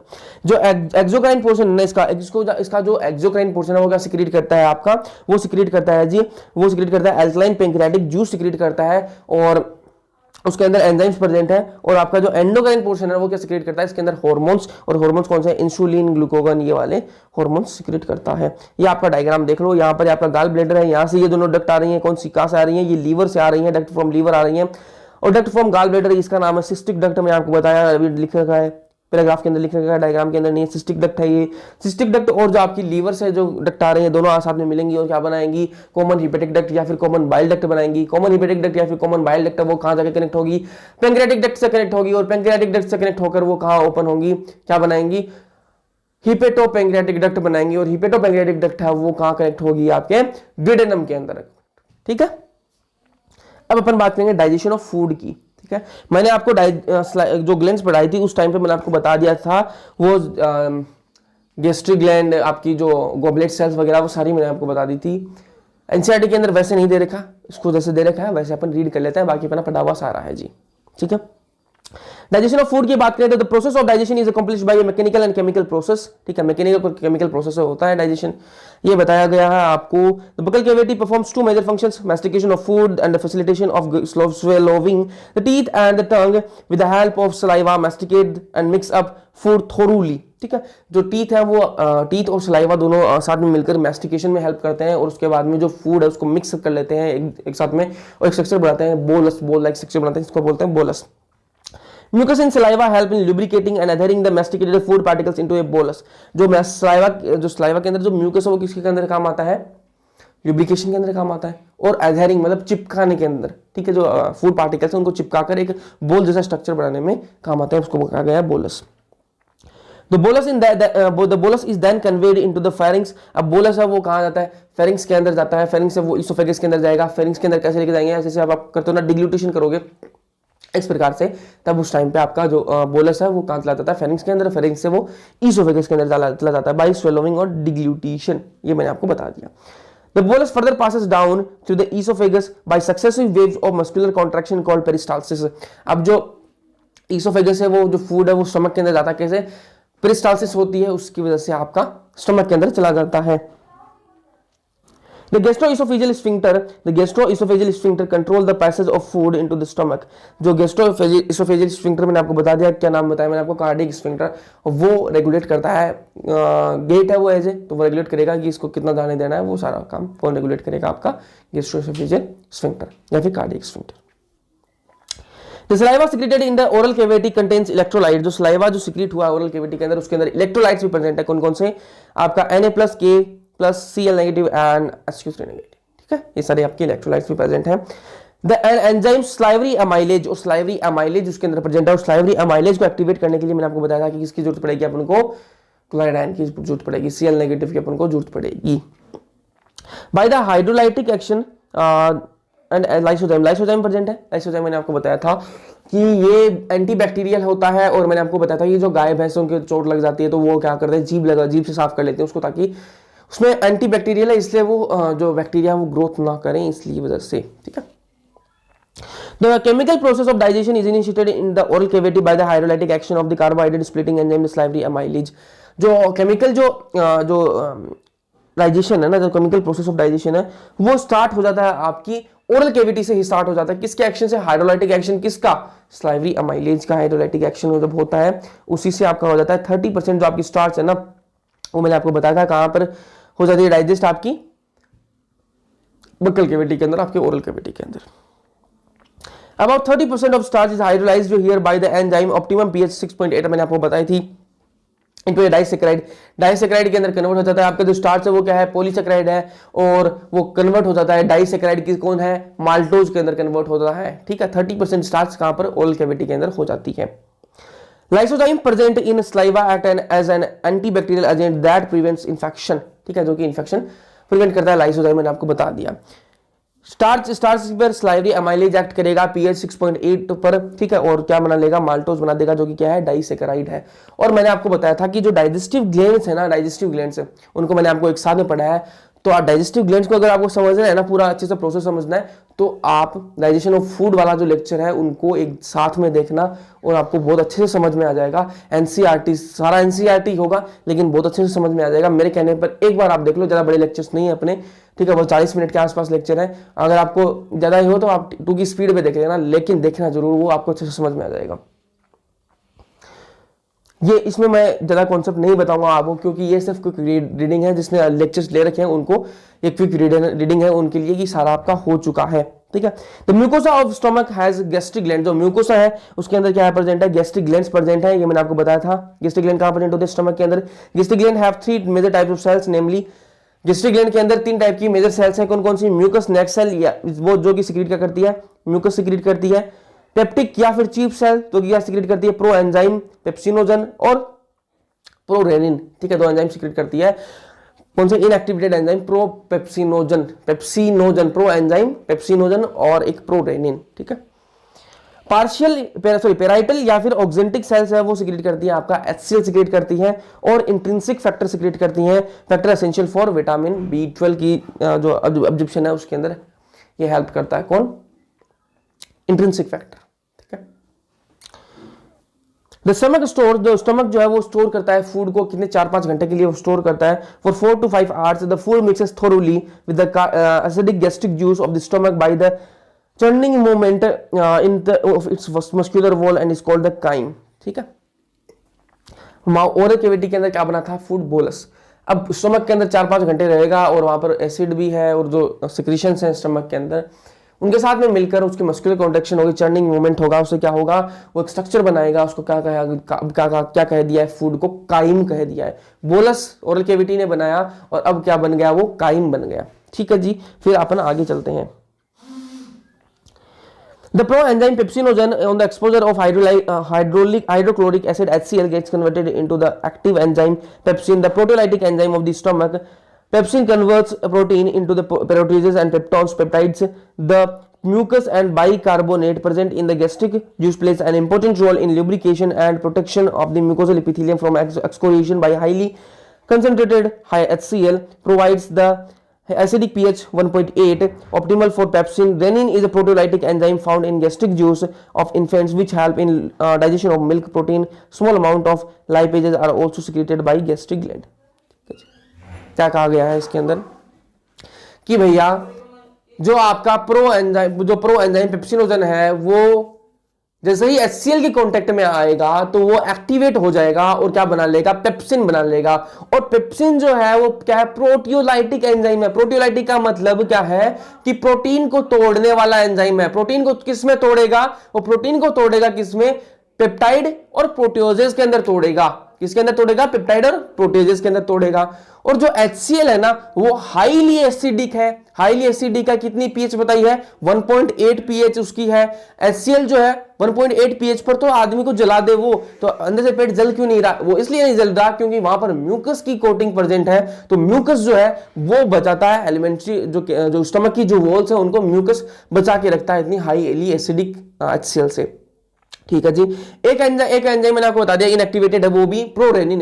वो भी जैसे ही HCl के कांटेक्ट में आएगा तो वो किस में कन्वर्ट हो जाएगा, आपका रेनिन के अंदर कन्वर्ट हो जाएगा। और रेनिन क्या है, रेनिन कहां प्रेजेंट है, इन्फेंट्स के अंदर प्रेजेंट होता है रेनिन। और रेनिन क्या करता है, जो आपकी मिल्क प्रोटीन है, केजिन प्रोटीन मैंने आपको बताई थी, उसको किस में कन्वर्ट करता है, पेप्टाइड प्लस प्रोटियोजेस के अंदर, ठीक है। और ये मैंने आपको बताया था, पूरी प्रोसेस मैंने आपको बताई थी लेक्चर्स के अंदर कि कर्डलिंग ऑफ मिल्क क्या होता है, जब बच्चे उल्टी करते हैं तो दही जैसी उल्टी क्यों निकलती है उनके अंदर, ये मैंने आपको लेक्चर्स के अंदर बता दिया था। अब बात कर चलते हैं आगे। The various types of movements are generated by the muscular layer of small intestine. अब खाना कहां आ चुका है, आपकी स्मॉल इंटेस्टाइन के अंदर आ चुका है, ठीक है। These movements help in thorough mixing up of food with various secretion of intestine, thereby facilitate digestion. Bile, pancreatic juice and the intestinal juice are the secretions released into the small intestine. Pancreatic juice and bile are released through the hepatopancreatic duct. The pancreatic juice contains inactive enzyme trypsinogen, chymotrypsinogen, procarboxypeptidases, amylases, lipases and nucleases. Trypsinogen is activated by enzyme enterokinase secreted by the intestinal mucosa into into active trypsin, which in turn activate the other enzyme in the pancreatic juice. The bile released into the duodenum contains the bile pigment, bilirubin and biliverdin, bile salt, cholesterol and phospholipids, but no enzyme. Bile helps in emulsification of fat, that is breaking down of fat into very small mixtures. Bile also activates lipases. ठीक है, क्या बात बता दी कि small intestine के अंदर जैसे ही food जाता है तो वहां पर क्या प्रेजेंट है, पैंक्रियाटिक जूस प्रेजेंट है, जो कि लीवर से क्या आता है, लीवर से क्या बनाता है आपका बाइल बनाता है ना, तो बाइल के अंदर क्या बाइल सोल्ट प्रेजेंट है, फोस्फोलिपिड प्रेजेंट है, बाइल पिगमेंट प्रेजेंट है, लेकिन बाइल पिगमेंट, बिलिरुबिन, बिलिवर्डिन, लेकिन कोई एंजाइम प्रेजेंट नहीं होता। लीवर जो करती है उससे कोई भी एंजाइम नहीं बनाती, लेकिन जो आपका पेंक्रियाज है उसके अंदर भर भर के एंजाइम प्रेजेंट है और वो इनएक्टिवेटेड स्टेज के अंदर भी है। तो ट्रिप्सिनोजन जो है उसको एक्टिवेट करेगा एंटेरोकाइनेज, और एंटेरोकाइनेज भैया आएगा सकस एंटेरिकस, जो कि इंटेस्टाइनल जूस से आएगा। ठीक है, और वो आकर क्या करेगा, सकस एंटेरिकस से आएगा और आके क्या करेगा, एक्टिवेट कर देगा ट्रिप्सिनोजन को ट्रिप्सिन के अंदर। अब जो ट्रिप्सिन है वो बाकी सबको एक्टिवेट करेगा। ठीक है, प्रोकार्बोक्सीपेप्टाइडेज को कर देगा। ठीक है, तो वो सबको अब करेगा एक्टिवेट, और जो एक्टिवेशन के बाद में वो अपने अपने फंक्शन परफॉर्म करेंगे। और इसके लिए मैं आपको बोलूंगा यार लेक्चर जरूर से देखना है, उसके अंदर बहुत अच्छे से मैंने आपको बताया। और बाइल जो बाइल है ना, उसका क्या काम है, एक तो पिगमेंट कलर देने का काम है उसका। ठीक है, बिलिरुबिन और बिलिवर्डिन का क्या काम है, कलर देने का काम है। और जो बाइल सोल्ट है ना, बाइल सोल्ट वो क्या करता है, फैट्स के एब्जॉर्प्शन के अंदर हेल्प करता है, उनको मिसेल्स बनाने में हेल्प करता है, स्मॉल स्मॉल पार्टिकल्स के अंदर तोड़ने के अंदर हेल्प करता है बाइल सोल्ट। ठीक है, फिर आगे चलते हैं जी। The intestinal mucosal epithelium has goblet cell which secrete mucus. The secretion of the brush border cells of the mucosa along with the secretion of goblet cells constitute the intestinal juice or succus entericus. The juice contains variety of enzymes like disaccharide, example maltase, dipeptidase, lipase, nucleosidase, etc. The mucus along with bicarbonate and the pancreas protect the intestinal mucosa from acid as well as provide alkaline medium pH 7.8. Enzymatic activities, some mucosal glands, Brunner's gland also help in this. ठीक है, Brunner's gland मैंने आपको बता दिया था कि वो क्या होती है, कहाँ प्रेजेंट होती है, सब म्यूकोसा के अंदर प्रेजेंट होती है और ड्यूडेनम के अंदर प्रेजेंट है। और क्या रिलीज करती है, एल्कलाइन मीडियम रखती है, ताकि आपकी जो एसिडिक जो है, जो कि कहाँ से स्टमक से निकली है, उससे आपकी स्मॉल इंटेस्टाइन को बचा कर रखे जी। सकस एंटेरिकस के अंदर क्या है, अलग अलग एंजाइम्स हैं, इसके अंदर डाइपेप्टाइडेज है, सॉरी उसके अंदर आपके डाइसैकराइड्स प्रेजेंट है, डाइसैकराइडेज प्रेजेंट है, डाइपेप्टाइडेज है और उसके अंदर लाइपेज है। ये सारी चीजें प्रेजेंट मिलेंगी आपको कहां पर, सकस एंटेरिकस के अंदर, जो कि इंटेस्टाइन बनाता है। Proteins, proteases, peptones, partially hydrolysed protein in the chyme reaching the intestine. Chyme में आपको बताता है जो स्टमक से जो फूड आएगा उसको क्या कहा गया है, काइम कहा गया है। ठीक है, acted upon the proteolytic enzyme, proteolytic enzymes pancreatic juice are given below. ठीक है, अब प्रोटीन को अपन ने किस में तोड़ लिया, प्रोटियोजेस के अंदर और पेप्टाइड्स के अंदर तोड़ लिया। अब उसको अपन किस में कन्वर्ट करेंगे, डाइपेप्टाइड के अंदर कन्वर्ट करेंगे और उसके बाद में अपन उसको कहाँ लेके जाएंगे, अपन को क्या करना है, उसका अमाइनो एसिड चाहिए अपन को। तो प्रोटीन, पेप्टॉन्स और प्रोटीजेस को किसको ऐड करेंगे, ट्रिप्सिन, काइमोट्रिप्सिन और कार्बोक्सी पेप्टाइड ऐड करेंगे और क्या बनेगा, अपन को क्या मिलेगा, डाइपेप्टाइड मिलेगा। ठीक है, अब अपन ने डाइपेप्टाइड बना लिया। Carbohydrate in the chyme are hydrolysed by the pancreatic amylase into disaccharide. ठीक है, कार्बोहाइड्रेट जो है वो काइम के अंदर जो कार्बोहाइड्रेट है उसको हाइड्रोलाइज करने के लिए पैंक्रियाटिक जो अमाइलेज है ना वो एक्ट करेगा, उसको डाइसैकराइड के अंदर कन्वर्ट करेगा। तो पॉलीसैकराइड जो स्टार्च है उसको पैंक्रियाटिक अमाइलेज एक्ट करेगा और डाइसैकराइड के अंदर बना लेगा। 30% को तो अपने बना लिया था कहां पर, ओरल कैविटी के अंदर, लेकिन अब 70% बचा है, उसको कहां करेंगे, पैंक्रियाटिक अमाइलेज जब वो एक्ट करेगा। Fats are broken down by lipases with the help of into bile into di and monoglyceride के अंदर कन्वर्ट करेगा। तो ये मैंने आपको बताया है लेक्चर्स के अंदर और बहुत अच्छे से बताया है यार, देख लेना जरूर एक बार। फैट्स जो है उन पर लाइपेज एक्ट करेंगे, उसको डाइग्लिसराइड के अंदर कन्वर्ट करेंगे और डाइग्लिसराइड फिर मोनोग्लिसाइड के अंदर जाएगा। Nucleases in the pancreatic juice, pancreatic juice के अंदर जो न्यूक्लियसेस प्रेजेंट है वो क्या करेंगे, न्यूक्लिक एसिड पर एक्ट करेंगे to form nucleotide in and nucleosides. तो न्यूक्लिक एसिड पर न्यूक्लियसेस एक्ट करेंगे, उसको क्या करेंगे, न्यूक्लियोटाइड के अंदर कन्वर्ट करेंगे और न्यूक्लियोटाइड पर एक्ट करेंगे न्यूक्लियोटाइडेज और वो न्यूक्लियोसाइड के अंदर कन्वर्ट करेंगे। ठीक है, अब ये देख लो आप, इनकी मैंने अपन ने डाइमर यूनिट मान लो और इनको हम मोनोमर के अंदर कन्वर्ट करेंगे। ठीक है, द एंजाइम इन द सकस entericus act on the end product of the above reaction. ठीक है, रेस्पेक्टिव जो सिंपल एब्जॉर्बेबल फॉर्म्स हैं उन पर एक्ट करेगा आपका सकस एंटेरिकस का जो ऐसा कैसे एंड्रिकस के जो एंजाइम्स है वो एक्ट करेंगे और उनको सिंपल एब्जॉर्बेबल फॉर्म्स के अंदर कन्वर्ट करेंगे। These final steps in the digestion occur very close to the mucosal epithelium cells of the intestine. Intestine की जो म्यूकोजल एपिथेलियम सेल्स हैं उनके बहुत क्लोज होती हैं सारी रिएक्शन। एक बार देख लो, डाइपेप्टाइड आपका जो बना है उसको कन्वर्ट करेगा डाइपेप्टाइडेज किसमें, अमाइनो एसिड के अंदर। माल्टोज जो बना है उसको माल्टेज कन्वर्ट करेगा ग्लूकोज प्लस ग्लूकोज के अंदर। लैक्टोज जो है लैक्टेज के अंदर लैक्टेज एक्ट करेगा और क्या बना लेगा, ग्लूकोज प्लस गैलेक्टोज के अंदर कन्वर्ट करेगा। और जो सुक्रोज है आपका वो उस पर क्या करेगा, एक्ट करेगा, सुक्रेज एक्ट करेगा और किसके अंदर कन्वर्ट करेगा, उसको ग्लूकोज प्लस फ्रक्टोज के अंदर कन्वर्ट कर देगा। ठीक है, न्यूक्लियोटाइड्स पर एक्ट करेगा आपका न्यूक्लियोटाइडेज और क्या बनाएगा, न्यूक्लियोसाइड बनाएगा और न्यूक्लियोसाइड पे आपका एक्ट करेगा न्यूक्लियोसाइडेज और वो किसके अंदर कन्वर्ट कर देगा, शुगर प्लस नाइट्रोजनस बेसिस। ठीक है, डाई और जो मोनोग्लिसराइड है जो कहां से मिली है अपन को, फैट से मिली है, इन पर लाइपेज एक्ट करेगा और किसमें कन्वर्ट कर देगा, फैटी एसिड प्लस ग्लिसरॉल के अंदर कन्वर्ट कर देगा। इसके अंदर एनसीईआरटी के अंदर सिर्फ लाइनें लिखी हुई हैं, आपको अगर ढंग से कॉन्सेप्ट समझना है ये कैसे क्या कन्वर्ट होती हैं तो गो थ्रू होना एक बार लेक्चर्स के, आपको मजा आ जाएगा डाइजेशन के अंदर, ये मेरी गारंटी है। आगे चलते हैं जी। फिर the breakdown of the biomacromolecule mentioned about the occur in the duodenum region. Duodenum region के अंदर ये सारे ब्रेकडाउन्स होते हैं of the small intestine. The simple substance thus formed are absorbed in the jejunum and ileum region of the small intestine. ठीक है, तो maximum आपको डाइजेशन पूछे तो स्मॉल इंटेस्टाइन बताना है आपको, और स्मॉल इंटेस्टाइन के अंदर भी आपको पूछे कि कहां होता है सबसे ज्यादा डाइजेशन, तो वो आपका डाइजेशन कहां होगा, डाइजेशन आपका सबसे ज्यादा होगा ड्यूडेनम के अंदर होता है। और फिर एब्जॉर्प्शन आपका कहां होगा, जिजेनम और इलियम के अंदर आपका एब्जॉर्प्शन होता है। ठीक है, unabsorbed substance are passed on to the large intestine. अब जो अनएब्जॉर्ब्ड सब्सटेंस है वो कहां चले जाएंगे, लार्ज इंटेस्टाइन के अंदर चले जाएंगे। ठीक है जी, बिल्कुल एंडिंग में है अपन, और ये हो गया आपका no significant digestive activity occur in the large intestine. Large intestine के अंदर कोई डाइजेशन की से रिलेटेड कोई एक्टिविटी नहीं होती, कोई सिग्निफिकेंट एक्टिविटी नहीं बताई गई है। The function of large intestine, large intestine के फंक्शन क्या है, the absorption of some water, water का एब्जॉर्प्शन कर लेते हैं, कुछ मात्रा में वाटर एब्जॉर्ब हो जाता है लार्ज इंटेस्टाइन के अंदर, और मिनरल्स और सर्टेन ड्रग्स, और कुछ ड्रग्स भी वहां पर एब्जॉर्ब होते हैं। ये अपन टेबल इसके अंदर देखें, उसके अंदर कवर करेंगे तो आपको आ जाएगा। Secretion of mucus which help in adhering of the waste undigested particles जो है उनको adhere करने के चिपकाने में काम आते हैं together and lubricating it for an easy passage। वहां पर एक म्यूकस का सिक्रीशन होता है लार्ज इंटेस्टाइन के अंदर, और वो म्यूकस का सिक्रीशन किस काम आता है, एक तो लुब्रिकेशन प्रोवाइड कर दे कि ताकि वो मूव प्रॉपर्ली कर जाए, ठीक अच्छे से मूव कर जाए, और उसको एक स्ट्रक्चर देने के लिए, उसको अधेरिंग करने के लिए काम में आता है, उसको चिपकाने के लिए काम आता है आपका mucus. The undigested unabsorbed substance called feces enter into the cecum। Caecum के अंदर जो feces है वो वहां चले जाते हैं। उसके बाद में लार्ज इंटेस्टाइन के बाद में वहां पर एक वॉल प्रेजेंट है, इलियोसिकल वॉल। इलियम और जो सीकम जहां पर कनेक्ट होते हैं ना, इलियम आपका स्मॉल इंटेस्टाइन का पार्ट और सीकम आपका लार्ज इंटेस्टाइन का पार्ट, जहां पर कनेक्ट होता है वहां पर एक वॉल प्रेजेंट होता है, इलियोसिकल वॉल्व। और वॉल्व का काम क्या होता है, बैक फ्लो रोकना। ठीक है, which prevent the backflow of the fecal matter। fecal matter का बैकफ्लो कौन रोकेगा, आपका ileocaecal valve.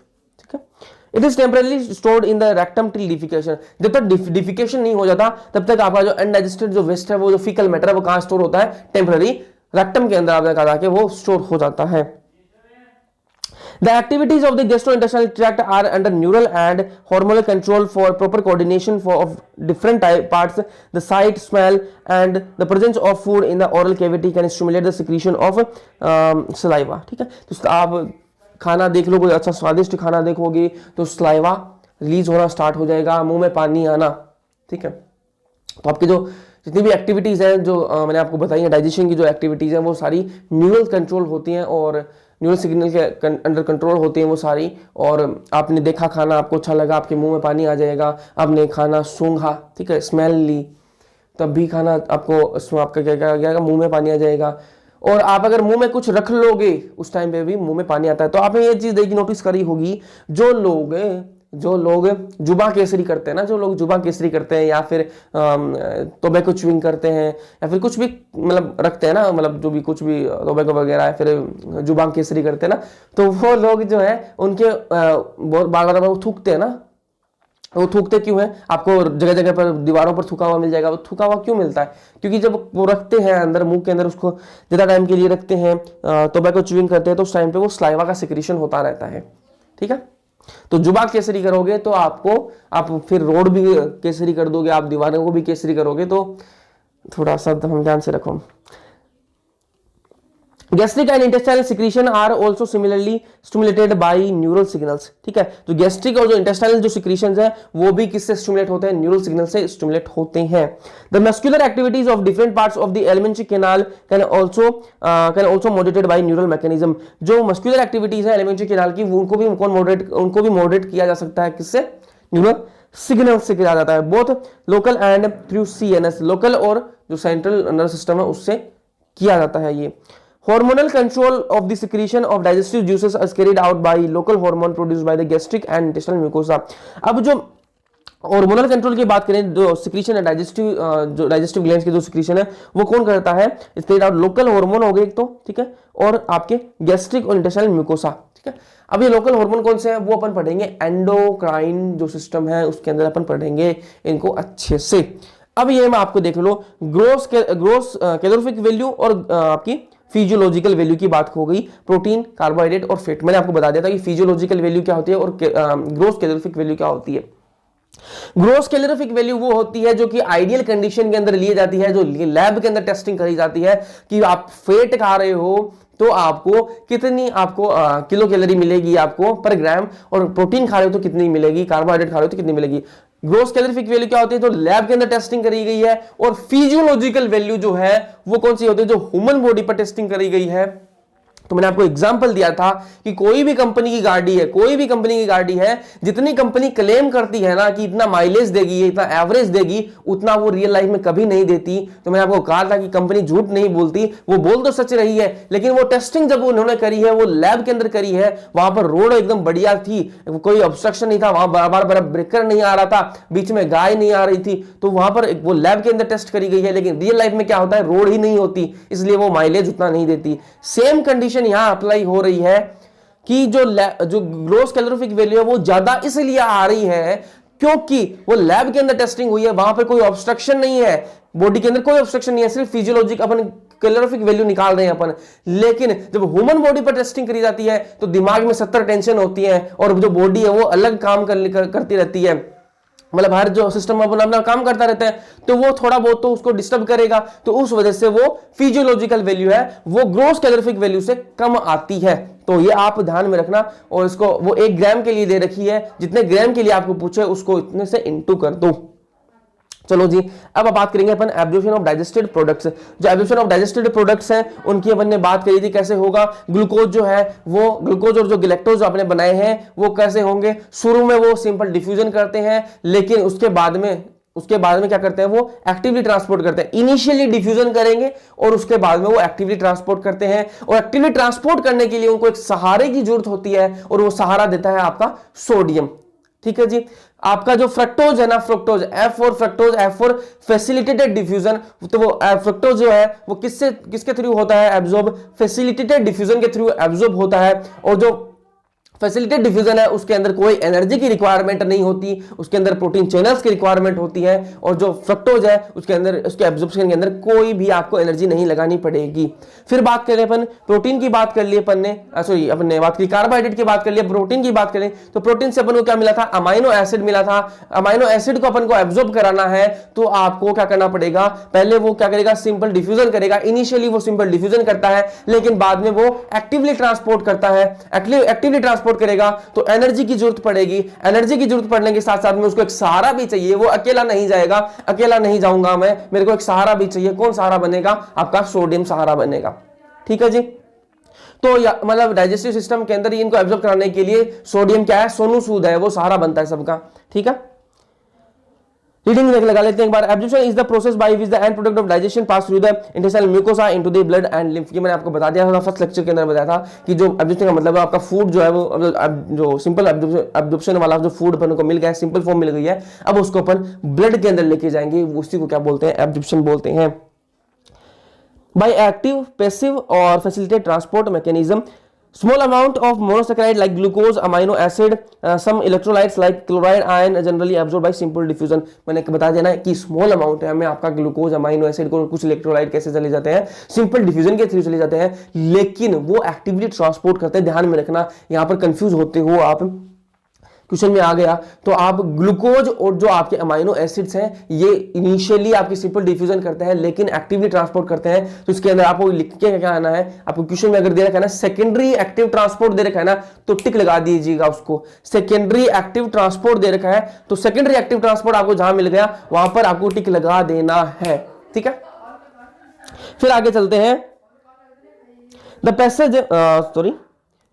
passage of these substances into the blood depends upon the concentration gradient। इनका जो पैसेज है उसको किस पे डिपेंड करता है, कंसंट्रेशन ग्रेडियंट पर तो डिपेंड करता है ना।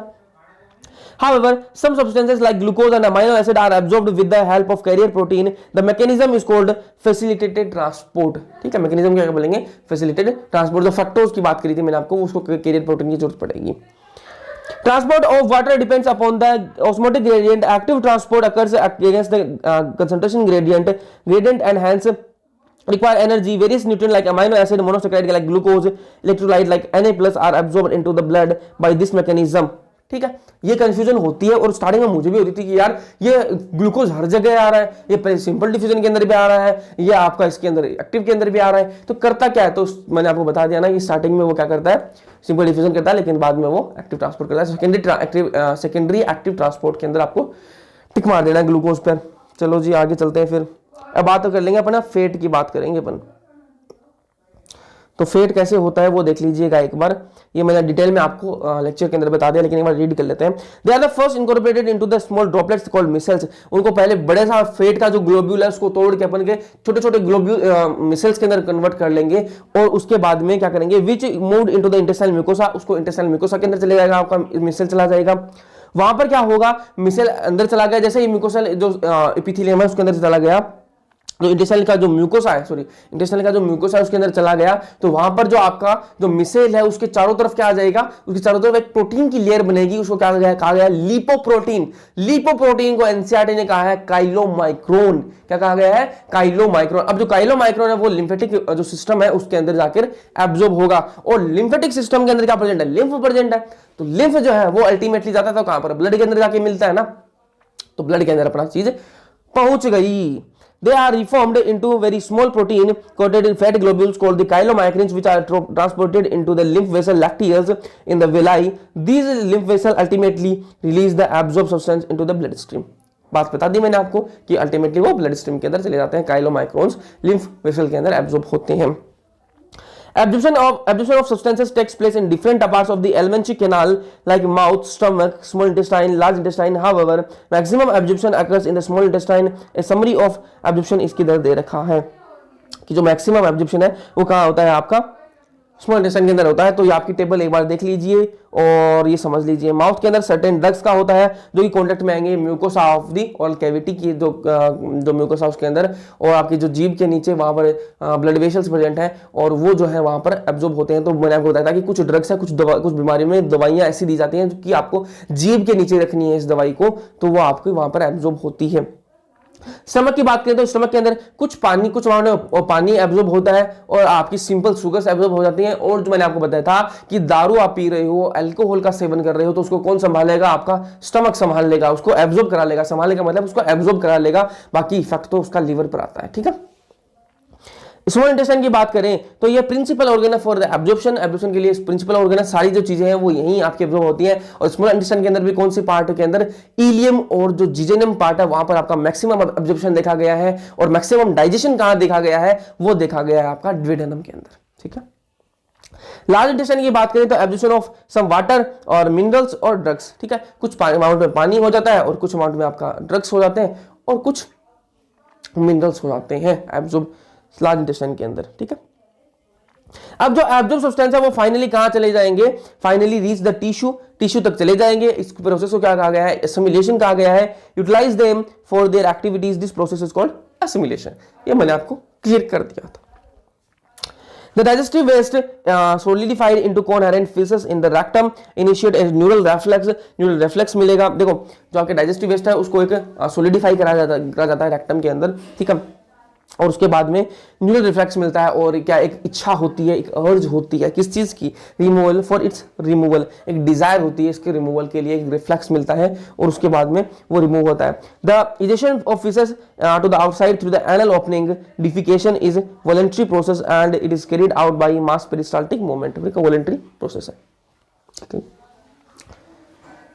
अब बात कर लेंगे डिसऑर्डर कौन कौन से बताए थे, मैंने आपको बताया था ये किससे यूज होता है, हुकवॉर्म, पिनवॉर्म, राउंड वॉर्म, इनसे होते हैं, और ये मैंने आपको एनसीईआरटी से बताया था लेक्चर के अंदर भी, तो ये देख लो आप, इसके अंदर वायरल इन्फेक्शन और बैक्टीरियल इन्फेक्शन और आपके जो पैरासाइट्स हैं इनसे भी होता है। तो इसके अंदर पहला दे रखा है जॉन्डिस। जॉन्डिस के अंदर क्या होता है भैया, आपकी लीवर अफेक्ट होगी, लीवर अफेक्ट होगी तो लीवर क्या रिलीज करती है, बाइल रिलीज करती है, तो बाइल का स्टोर होगा कहां पर, आपकी आंखों के अंदर, आपकी स्किन पर, आपकी आंखें और आपकी जो स्किन है वो कैसी हो जाएगी, येलो पड़ जाएगी। तो पीलिया के अंदर क्या होता है, येलोविश आपकी स्किन हो जाती है, आपकी आंखें येलो हो जाती हैं और आपका लीवर अफेक्ट होता है इसके अंदर। वोमिटिंग की बात करें तो वोमिटिंग क्या होती है, आपकी उल्टी होती है, जिसको अर्बन लैंग्वेज में आजकल क्या बोलते हैं, प्यूकिंग बोल रहे हैं लोग। वोमिटिंग आजकल उसको थोड़ा डाउनग्रेडेड समझते हैं, जो नॉर्मल बोलचाल की भाषा में वोमिट बोलना पसंद नहीं करते, उसको प्यूकिंग बोलना पसंद करते हैं। तो ये मैंने आपको बता दिया था, ये होता क्यों है, ये होता इसके होता क्या है, आपका जो स्टमक का कंटेंट है ना वो आपके मुंह के थ्रू बाहर आने लगता है, आपके पेट में जो है ना, जो आपने खाया है वो आपके मुंह के थ्रू बाहर आने लग जाता है, उसको क्या गया है, आपकी वोमिटिंग कहते हैं। This reflexation action is controlled by the vomit centre. एक वोमिट सेंटर प्रेजेंट है जो कि मेडुला के, वो मेडुला बोल रहे हैं, मेडुला के अंदर एक वोमिट सेंटर प्रेजेंट है, वो इसको कंट्रोल करता है आपकी वोमिटिंग को, ठीक है। A feeling of nausea precedes vomiting, और वोमिटिंग होने से पहले आपका जी मचलता है, ठीक है, तो मतलब अजीब सा लगता है ना वो एकदम से, तो उसको क्या कहा गया है, नोजिया। डायरिया की बात कर लें, हिंदी में बात करें तो दस्त बोलते हैं इसको, ठीक है। तो इसमें क्या होता है, अबनॉर्मल फ्रीक्वेंसी होती है, बोवल मूवमेंट्स की अबनॉर्मल फ्रीक्वेंसी होती है, जहां पर दिन में आपको एक बार जाना चाहिए वहां पर आपको 10-12 बार जाना पड़ने लगता है, तो वही क्या है, डायरिया है। इसके अंदर पानी की अमाउंट आने लग जाती है फीकल मैटर के साथ में, तो एक कंडीशन आ जाती है कि पानी ही निकलता है, तो उस टाइम में क्या होता है, बॉडी है वो डिहाइड्रेट होने लगती है, पानी की कमी आने लगती है। तो इसके अंदर सबसे ज्यादा जो यूज करा जाता है वो क्या है, ORS, oral rehydration solution use करा जाता है ताकि पानी की पूर्ति होती रहे। It reduces the absorption of food, food का एब्जॉर्प्शन भी इसमें रुक जाता है, अब फूड जो है वो एब्जॉर्ब हो ही नहीं पाता, क्योंकि इतनी बार आपको जाना पड़ता है कि टाइम ही नहीं मिलता एब्जॉर्ब होने का, और वो ऐसे ही निकलने लगता है, ठीक है, बिना एब्जॉर्ब हुए ही। कॉन्स्टिपेशन की बात करें, कॉन्स्टिपेशन क्या होता है, हिंदी में बात करें तो कब्ज, और कब्ज के अंदर क्या होता है, जहां डायरिया में आपको 10-12 बार जाना पड़ रहा था, यहां पर जाने का झंझट ही खत्म हो गया, आपको जाना ही नहीं पड़ रहा, बात ही खत्म हो गई, कॉन्स्टिपेशन के अंदर जाना ही नहीं पड़ता, तो ये कब्ज है। इसके अंदर क्या होता है, इसके अंदर भी जो फिशेस है, जो आपकी जो फीकल मैटर है ना, वो कहाँ रिटेन होता है, वो रिटेन रह जाता है आपका कहां पर, कोलन के अंदर ही रिटेन हो जाता है, वो रेक्टम तक पहुंचता ही नहीं है, वो कोलन के अंदर ही रिटेन रहता है, ठीक है। और बोवल मूवमेंट जो है वो इरेगुलरली अकर हो रहे हैं, उस वजह से आपका जो कोलन के अंदर ही आपका फीकल मैटर आपका स्टोर हो जाता है, वहां पर रिटेन हो जाता है, इसकी वजह से आपका कॉन्स्टिपेशन होता है। फिर बात करें इंडाइजेशन की, इंडाइजेशन मैंने आपको बता दिया था कि इसके अंदर क्या होता है, आपका खाना खाने की इच्छा नहीं होती, आपका भूख नहीं लगती, आपका पेट भरा भरा लगता है, आपने खाना नहीं खाया है लेकिन उसके बाद में भी आपका पेट भरा भरा लगता है। रीजंस क्या हो सकते हैं, इनएडिक्वेट एंजाइम सिक्रीशन आपका रीजन हो सकता है, ठीक है। और क्या रीजन हो सकता है, आप स्ट्रेस में हो, आप एंजाइटी के अंदर हो, आप टेंशन बहुत ज्यादा ले रहे हो, तो भी ये हो सकता है, आपको इंडाइजेशन हो सकता है। और क्या रीजन हो सकता है, और रीजन ये हो सकता है, आप फूडी इंसान हो और बहुत ज्यादा ओवर ईटिंग कर लेते हो, आप स्पाइसी फूड खाते हो, हर मिर्च मसाला आप ज्यादा खाते हो, तो भी आपको ये दिक्कत हो सकती है। तो आप अगर फूडी इंसान हो और ओवर ईटिंग करते हो ना, तो आपको इंडाइजेशन आपने फेस 100% करा होगा। तो आप ओवर ईटिंग जब करोगे, अगर आपने रात को ज्यादा खाना खा लिया है तो अगले दिन आपको शाम तक भूख नहीं लगने वाली है, और आपको घर वाले बोलेंगे खाना खा ले, लेकिन आपको भूख नहीं लग रही है। क्यों नहीं लग रही है, आपको इंडाइजेशन हो रखा है, आपने मिर्च मसाला ज्यादा खा लिया, अपनी औकात से ज्यादा मिर्च मसाला खा लिया, जितना आपका शरीर झेल सकता है उससे ज्यादा आप मिर्च मसाला खा लिया, क्योंकि आपको स्वाद लग रहा है वो, लेकिन आपके शरीर उतना झेल नहीं पा रहा, तो आपको इंडाइजेशन हो जाता है। तो ये इंडाइजेशन अपन ने कर लिया। उसके बाद अपन बात कर लेंगे जो आपका लास्ट टॉपिक है वो क्या है, PEM, ठीक है, प्रोटीन एनर्जी माल न्यूट्रिशन। तो इसको अपन देख लेते हैं, ये क्या होता है। इसके अंदर प्रोटीन की डेफिशिएंसी हो जाती है जी, प्रोटीन की डेफिशिएंसी हो जाती है, इसलिए प्रोटीन एनर्जी माल न्यूट्रिशन होता है। और इसके अंदर क्या दे रखा है, इसके अंदर कुछ कंट्री का दे रखा है कि बांग्लादेश, ये आप एक बार गो थ्रू हो जाना, कोई समझने वाली बात नहीं है, ठीक है। और इसके अंदर क्या दे रखा है, आपका दो डिसऑर्डर दे रखे हैं, कौन सा, एक क्वाशोरकार दे रखा है और एक आपका दे रखा है मैरास्मस। क्वाशोरकार जो है वो 1 साल से 5 साल के बीच में होता है, ठीक है। 1 साल के 5 साल के बच्चे जो होंगे उनको ये क्वाशोरकार उनमें देखा गया है। और ये प्रोटीन डिफिशियंसी के कारण होता है। क्वाशोरकार प्रोटीन डिफिशियंसी के कारण होता है। इसके अंदर आपकी मसल्स हैं वो बिल्कुल बेकार हो चुकी होती हैं। इसके अंदर पोर्ट बेली बनता है, एक मटके घड़े जैसा आपका पेट हो जाता है, मोटा सा पेट हो जाता है, किसके कारण? एडिमा के कारण स्वेलिंग आ जाती है, उसके कारण पैरों में स्वेलिंग आने लगती है। और मैरस्मस के अंदर क्या होता है? ये इन्फेंट्स के अंदर होता है। इन्फेंट्स का मतलब 1 साल से कम वाले जो बच्चे होंगे, जिनकी एज कम होगी, उनके अंदर होता है। और इसके अंदर प्रोटीन की डिफिशियंसी तो होती है मैरस्मस के अंदर, उसके साथ साथ में कैलोरीज की डिफिशियंसी भी होने लगती है, इसलिए मैरस्मस होता है। इसके सिम्टम्स की बात करें तो मसल्स तो खराब हो जाएंगे क्योंकि प्रोटीन की डिफिशियंसी हो रही है, और साथ में आपकी रिब्स जो है, एक एक हड्डियां दिखने लगती हैं, आपकी रिब्स जो वगैरह है वो आप गिन लो चाहे, ऐसी दिखने लगती है कि बिल्कुल एकदम बच्चा जो है वो एकदम से मेंटल रिटार्ड होता है, जिनकी उसकी ग्रोथ जितनी होनी चाहिए उतनी ग्रोथ नहीं हो पाती। तो ये सारी चीजें हमको देखने के लिए मिलती हैं क्वाशोरकार और मैरस्मस के अंदर। तो ये हमने एनसीईआरटी की रीडिंग भी क्विकली कंप्लीट हो चुकी है, तो एक बार ये देख लेना और लेक्चर्स जरूर से देख लेना, तो आपका डाइजेशन एंड एब्जॉर्प्शन आपका एकदम से क्लियर हो चुका है। नेक्स्ट चैप्टर अपन स्टार्ट करेंगे आपका रेस्पिरेशन। तब तक अच्छे से पढ़ते रहो, और वीडियो इन्फॉर्मेटिव लगी है तो लाइक कर देना और अपने दोस्तों के साथ शेयर कर देना ताकि उन तक भी वीडियो पहुंच जाए। लाइक करोगे तो भी पहुंच जाएगी और लोगों तक तो पहुंचेगी ही।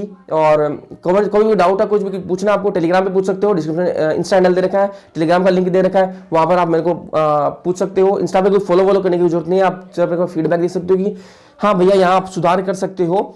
और जो कमेंट सेक्शन है वो भाई ओपन है, वहां पर कमेंट कर दिया करो और बता दिया करो कि हाँ भैया यहाँ आप इंप्रूव कर सकते हो, और ये इस चीज को अपन ऐसे कर सकते हैं, तो साथ मिलकर काम करेंगे, नित्य इसको फोड़ देंगे। ठीक है, तो अच्छे से पढ़ना है, और ठीक है, हो गया मेरा।